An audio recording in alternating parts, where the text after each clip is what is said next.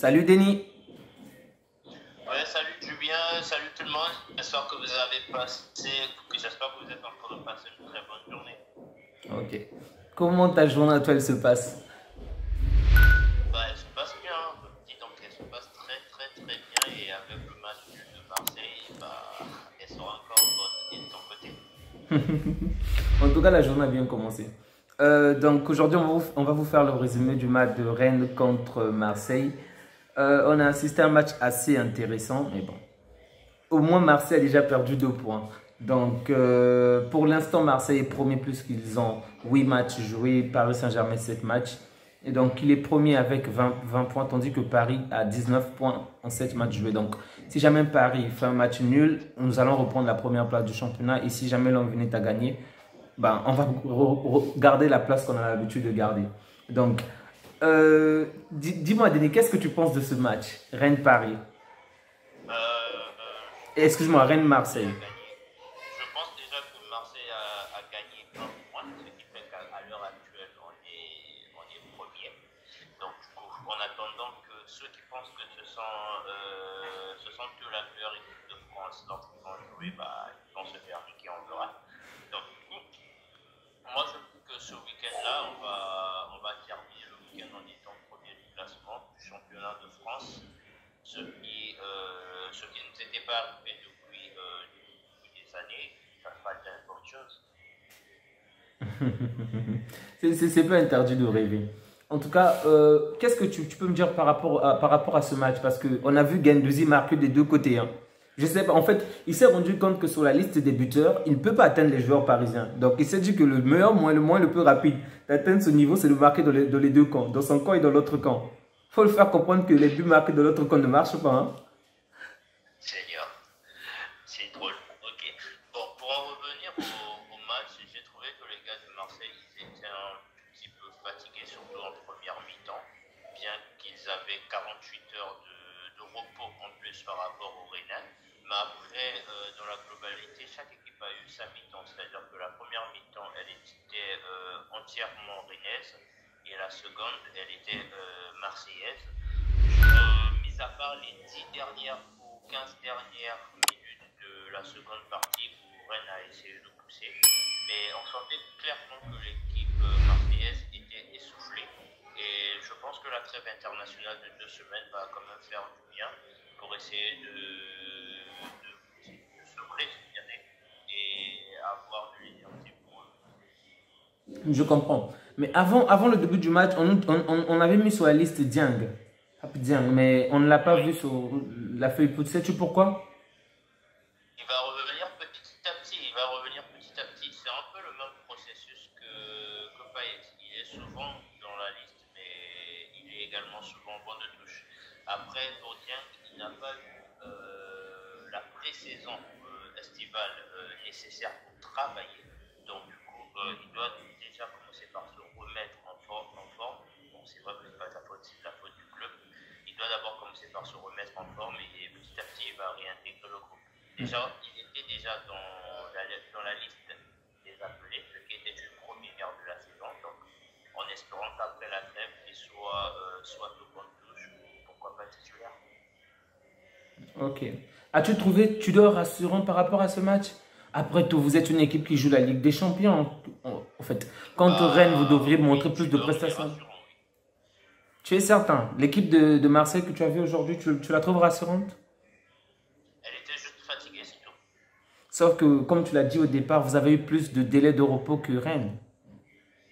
Bah oui, mais n'oublie pas que la défaite qu'on a eue pendant la semaine, elle a été dure dans les têtes. Et c'est la même Si chose aussi déjà, pour Rennes, n'est-ce si, pas? si, Rennes aussi a joué non, une non, Coupe d'Europe. écoute s'il te plaît. Déjà, Marseille, tout supporter de Marseille se disait qu'on allait battre Francfort. D'accord? D'accord. Donc, du coup, perdre en n'ayant même pas marqué un but, ça a encore fait plus mal. Parce que Rennes, ils ont fait quoi? Ils ont fait un match nul face à Fenerbahçe. Alors que Marseille, ils ont carrément perdu le match qu'ils ne devaient surtout pas perdre. Et tu es d'accord avec moi que si déjà dans la tête ça ne va pas, c'est pas dans les jambes que ça va aller. D'accord. En tout cas, j'ai trouvé que Serge Mandanda a fait un excellent match. Pour moi, c'est carrément l'homme du match, en dehors de Guendouzi qui a marqué des deux côtés. Il a fait vraiment un excellent match et sans lui, je pense qu'il devait peut-être avoir 2 ou 3 buts. Et en dehors de cela aussi, bon, Lopez, je ne vais pas trop l'en vouloir. Je pense que s'il y avait peut-être des actions plus intéressantes, plus directes de la part des joueurs, Renoir, peut-être qu'il devait avoir un but aussi. Mais bon. On n'a pas eu assez d'actions de l'autre côté, je pense, pour pouvoir faire cela. En fait, il y a eu, je crois, 4 tirs cadrés simplement du côté de Rennes. Donc, malheureusement, pas assez pour le mettre, pour pouvoir l'évaluer. Dis-moi, selon toi, tu penses pas que Mandanda aurait dû rester et peut-être Lopez dégager? Non, pas du tout. Je préfère que ce soit comme ça. Il a fait son temps, il a eu 14 ans de titularisation, c'est bon, on passe à autre chose. Mais aujourd'hui, c'est aussi de sa faute si vous n'avez pas pu gagner, hein. Bah, c'est pas grave. L'essentiel c'est qu'on n'a pas perdu. D'accord. Donc, pour l'instant, l'OM est premier du classement. En attendant le match du Paris Saint-Germain qui va se jouer ce soir. Bah, en attendant la défaite de soi-disant la meilleure équipe tout à l'heure. J'ai pitié de toi, sérieusement. Ok. En tout cas, on va laisser Denis. Denis, tu as d'autres points à ajouter par rapport à cela, par rapport aux joueurs, à Payet ou encore même à Sanchez, parce qu'on ne l'a pas vraiment vu aujourd'hui, hein. Sanchez, il n'est pas en forme. Déjà, après, avec son âge, c'est difficile pour lui d'enchaîner chaque 3 jours. Après, je peux comprendre. Mais Payet, il est carrément hors de forme. C'est pas vraiment la peine pourquoi est-ce qu'il joue pas. On l'a vu face à Francfort, il n'arrivait même pas à faire 2 courses. Donc, du coup, en attendant qu'il revienne en forme, il va d'abord équater la touche. Mais tu ne penses pas que c'est de la faute de Tudor après tout? Il ne joue pas assez, donc c'est normal qu'il ne soit pas aussi en forme. Il n'était pas en vacances avec Tudor. Hein. Pardon? Je dis, il n'était pas en vacances avec Tudor. Oh, d'accord, si tu le dis. Bah, c'est comme Eden Hazard. Lorsqu'il va en vacances manger des pizzas, tu ne vas pas être derrière un joueur alors que toi aussi tu es en vacances. Et lorsqu'il revient, tu fais l'analyse en fait de comment il est. D'accord. Et petit à petit, tu essaies de travailler avec lui pour qu'il puisse déjà premièrement perdre du poids. Parce que Payet est revenu avec des kilos. Et tu ne peux pas dire à un joueur, tu vas en vacances, tu ne vas pas manger.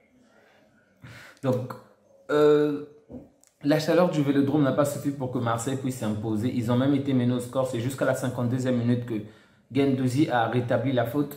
Et grâce à cela, ils ont pu faire ce match nul.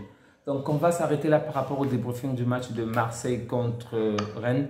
Donc, on se dit à bientôt pour ce soir pour la grande équipe, les 2 grandes équipes de France, à savoir Lyon et le Paris Saint-Germain. Prenez bien soin de vous et à bientôt. En tout cas, ce qui est sûr, Marseille va finir cette journée en étant premier du classement. C'est pas interdit de rêver, Denis. Tu sais que le moindre nul nous accorde la première place. Vous n'allez pas faire du match, vous allez perdre. C'est pas interdit de rêver. En tout cas, qu'est-ce que tu peux recommander à nos abonnés? Simplement, donc, n'oubliez surtout pas d'aimer, de liker, de partager la vidéo. Ça nous fait énormément plaisir. Et surtout, faites-nous savoir ce que vous pensez de ce match-là et vos pronostics par rapport au match de Paris-Lyon. Ah, voilà, parlons de pronostics. Toi qui penses que Paris va perdre, donc tu peux me donner le score, s'il te plaît? 2-1 Lyon. Ok, moi je dirais 4-1 en faveur de Paris. À bientôt. À bientôt.